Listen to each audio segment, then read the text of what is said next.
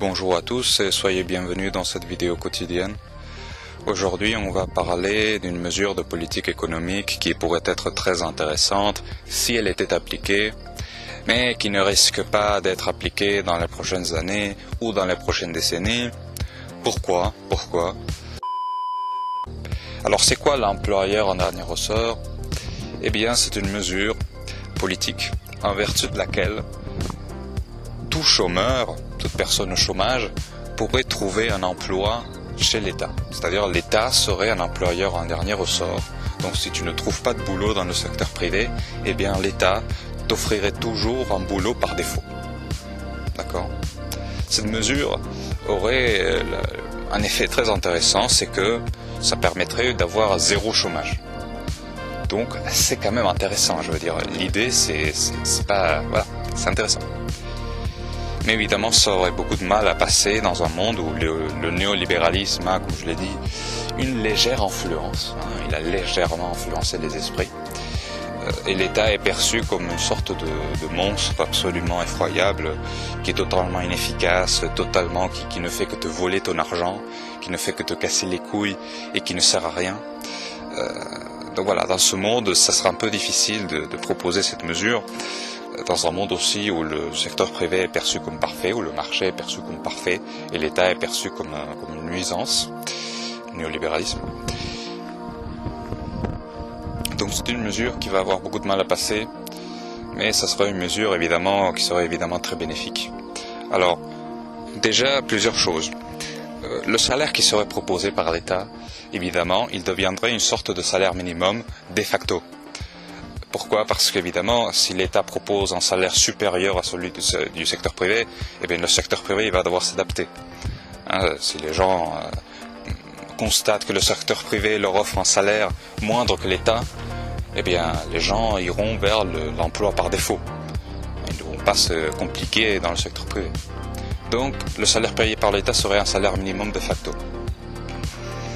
Autre chose, cette mesure, bon évidemment c'est une politique, ça s'inscrit dans une logique keynésienne, c'est-à-dire l'État doit investir, lorsqu'il y a une récession, l'État doit investir pour relancer l'économie. Voilà, c'est de la politique keynésienne. Cette mesure serait aussi un stabilisateur économique. Alors c'est quoi un stabilisateur économique? Imaginons que cette mesure était actée, imaginons que ça passe, eh bien quand le secteur privé aura peu d'activité, lorsqu'il y aura peu d'activité dans le secteur privé, et donc il y aura beaucoup de chômage parce qu'il n'y a pas beaucoup d'emplois, eh bien l'État recruterait beaucoup de gens. Les gens se tourneraient vers l'État et l'État aurait donc à payer beaucoup de salaires. C'est ainsi que l'État aurait à investir dans l'économie, mais de façon automatique, parce qu'il y a peu d'activité, les gens vont vers l'État, donc l'État automatiquement va investir à travers ses salaires dans le secteur privé, dans l'économie, automatiquement. En revanche, lorsqu'il y aura beaucoup d'activité dans le secteur privé, et donc il y aura beaucoup d'emplois, eh bien l'État n'aura pas à investir autant d'argent dans l'économie, parce que les gens iront vers le secteur privé, évidemment, qui sera évidemment plus intéressant dès lors qu'il pourra payer des salaires élevés par rapport à l'État. C'est-à-dire que l'État il va payer un salaire fixe, dans cette mesure de l'employeur en dernier ressort, il va payer un salaire fixe qui sera le salaire minimum de facto, mais les gens voudront évidemment plus d'argent, plus de salaire. Donc ils se tourneront vers le secteur privé dès que possible. Donc comme à ce moment-là, il y aura peu de chômage, donc l'État aura à investir peu d'argent, eh bien l'État va retenir de l'argent, il y aura plus de poids transféré vers le secteur privé, donc automatiquement, voilà, vous voyez, vous comprenez la logique, c'est un stabilisateur automatique de l'économie. Alors évidemment, ce qui va être rétorqué par les néolibéraux et par les libéraux et toute la clique, c'est qu'ils vont me dire que l'État est inefficace, que l'État ne sert à rien, que l'État est une nuisance, que l'État ne sait pas gérer un service. Donc forcément, si l'État investit comme ça dans l'économie, ça va créer une société absolument dégueulasse, en fait, où rien ne marchera, ça sera le chaos, ça sera l'apocalypse, parce que l'État ne sait pas gérer des trucs, l'État ne sait pas gérer un pays, en fait, l'État ne sait pas se gérer lui-même, il faut le marché pour toujours lui dire comment faire, je caricature à peine.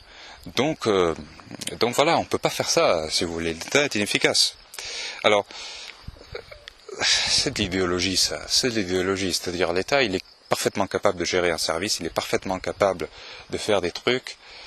Regardez l'armée, je veux dire, l'armée, ça marche, hein, c'est un truc qui marche. Par exemple, sans citer d'autres choses, je pourrais citer d'autres choses. Mais voilà, même si on est dans cette logique de l'État ne sert à rien, l'État est inefficace, etc., il y a un truc qui s'appelle la commande publique. La commande publique, c'est-à-dire qu'on peut faire en sorte qu'une entreprise de droit privé soit en charge du service, soit en charge du business, du truc. Alors l'État, ce qu'il ferait, c'est qu'il paierait les salaires, évidemment, et l'entreprise privée serait chargée de gérer le service. Et lorsque cette entreprise privée deviendrait profitable, deviendrait rentable, alors elle pourrait se détacher de l'État, elle pourrait se détacher des aides de l'État et devenir purement privée. D'accord ? Donc il ne s'agirait pas de l'État en train d'investir pour lui-même et l'État en train de croître en absorbant le secteur privé. C'est pas ça. On n'est pas dans une sorte de capitalisme d'État. On est dans une politique keynésienne. Relancer l'économie à travers l'intervention de l'État. Alors cette mesure que je viens de vous présenter, elle pose une question fondamentale. Cette question fondamentale, c'est pourquoi y réinvestir l'État ? C'est-à-dire, pourquoi faire ? Pourquoi faire ? Effectivement, on peut avoir zéro chômage, on est tous contents, on est tous employés, il y a zéro chômage. Très bien, mais après, ces nouveaux employés, ils font quoi ? C'est quoi leur tâche ? C'est quoi leur mission ? N'est-ce pas ? Et ça, c'est une question très intéressante parce que je pense que cette mesure, en fait, elle nous permettrait aussi de recréer une sorte de commun, c'est-à-dire elle nous permettrait de retrouver notre pays à travers de projets collectifs, à travers de projets communs, parce qu'évidemment, si l'État investit cet argent, eh bien c'est l'argent du contribuable. Donc effectivement, il y aurait forcément là-dedans une réflexion citoyenne qui devrait avoir lieu, effectivement, et cette réflexion citoyenne, elle peut mener à la constitution de projets concrets, ça c'est très important, des projets concrets, pas du bullshit.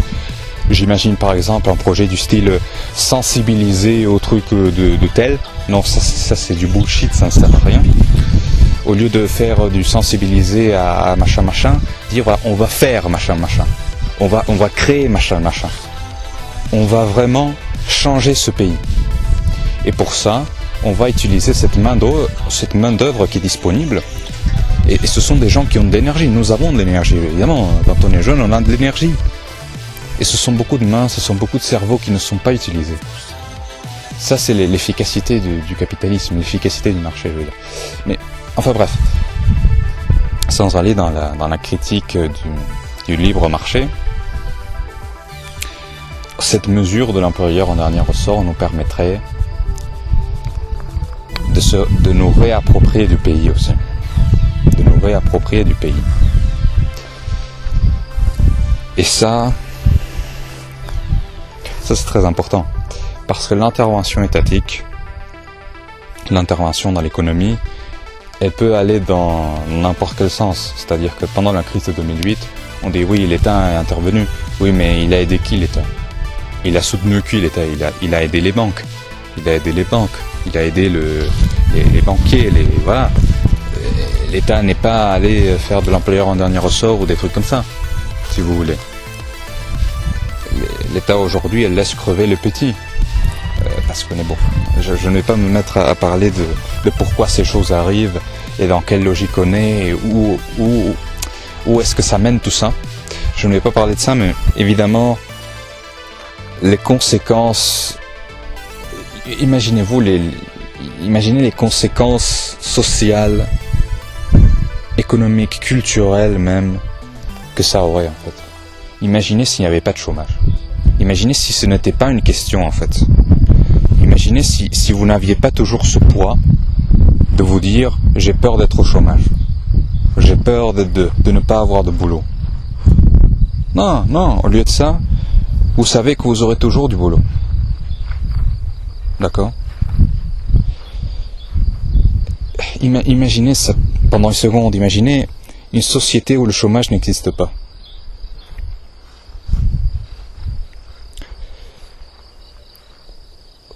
C'est moi, honnêtement, ça donne envie, hein, ça donne envie. Ça donne envie. Et vous savez le pire dans cette question, c'est que c'est pas du tout de la folie. C'est pas du tout un rêve, c'est pas du tout quelque chose d'irréalisable, c'est pas du tout un truc fantaisiste. C'est un truc qui s'est déjà fait dans le passé. Et c'est un truc qui marche, en fait.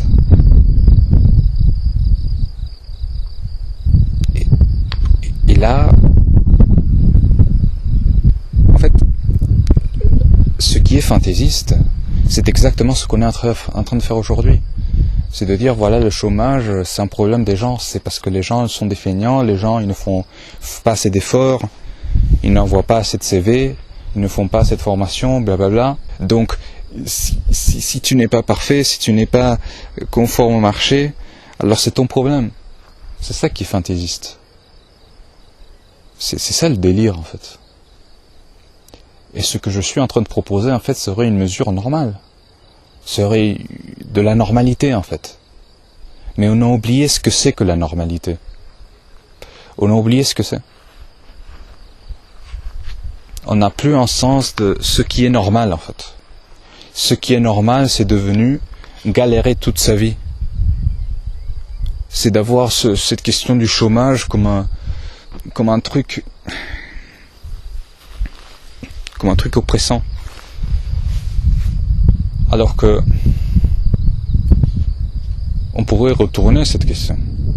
On pourrait se dire, mais en fait, si on a un pays qui arrive à tourner avec autant de chômage, ça veut dire que on a une grande quantité de gens qui n'ont pas besoin de travailler. C'est-à-dire qu'on a créé une société où on n'a pas besoin de travailler.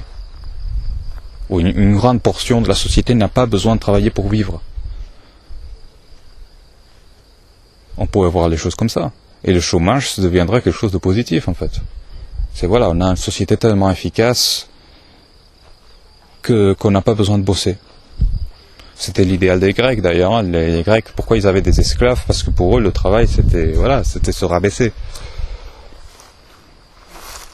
Et leur rêve, c'était d'en finir avec le travail. Mais nous, je ne vous propose pas d'en finir avec le travail. Mais voilà, on peut, si on commence à inverser la logique, on voit que réellement, on est dans un stade de folie très avancé, quoi. C'est-à-dire que les gens sont désespérés pour travailler, alors que le travail, c'est quelque chose de mauvais, traditionnellement. C'était la punition divine, c'était la punition de Dieu. On a mangé la pomme, et Dieu nous a punis en nous disant, voilà, tu vas devoir bosser toute ta vie, connard. Voilà, c'est à quel point on a retourné ça, quoi. À quel point cette punition divine, c'est devenu en fait une sorte de bénédiction. C'est comment on a inversé cette chose, quoi. C'est fou quand même. Bon voilà, c'était tout pour aujourd'hui. C'était juste pour vous présenter ça, cette proposition. Employeur en dernier ressort, zéro chômage, ça fait rêver, hein, ça fait rêver. Mais on ne risque pas d'avoir ça, parce qu'évidemment, si on présente ça devant un plateau télé, on va nous dire ouais, mais t'es un communiste en fait, t'es un fasciste, t'es totalement fantaisiste, voilà, c'est fou quand même. Moi, ce genre de choses me rendent fou parce que quand tu comprends que c'est la normalité, en fait, quand tu comprends que ça serait totalement normal et raisonnable de faire ça, tu te dis mais putain, mais à quel point on se fait enculer, quoi. Waouh. Enfin bref. Je vous dis à bientôt, rejoignez Intelligence Citoyenne. À bientôt.